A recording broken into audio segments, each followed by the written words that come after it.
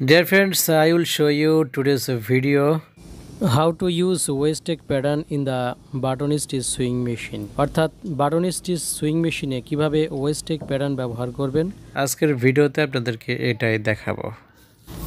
Now the question is how many pattern numbers will be stitched like this অর্থাৎ এখন প্রশ্ন হলো কত নাম্বার প্যাটার্ন ব্যবহার করলে এরকম সেলাই হবে।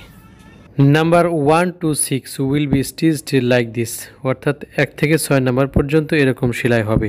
I will use 4 number pattern in this machine আমি এই মেশিনে 4 নাম্বার প্যাটার্ন ব্যবহার করব।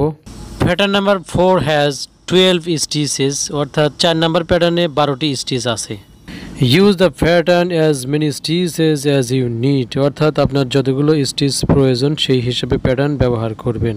X scale will give 120 অর্থাৎ X scale Dev 120 and Y scale will give only 30 অর্থাৎ Y scale দেব শুধু 30।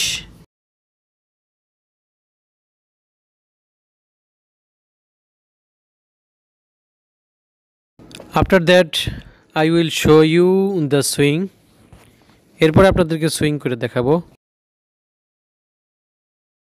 Work column should be gapped on both sides so as not to collide with the needle work column দুই দিকে gap করে দিতে হবে যাতে করে নিডলের সাথে সংঘর্ষ না বাধে। লাগান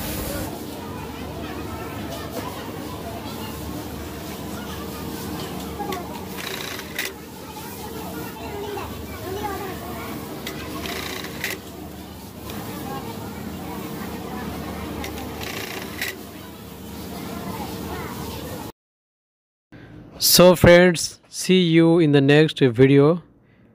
Be well, thank you.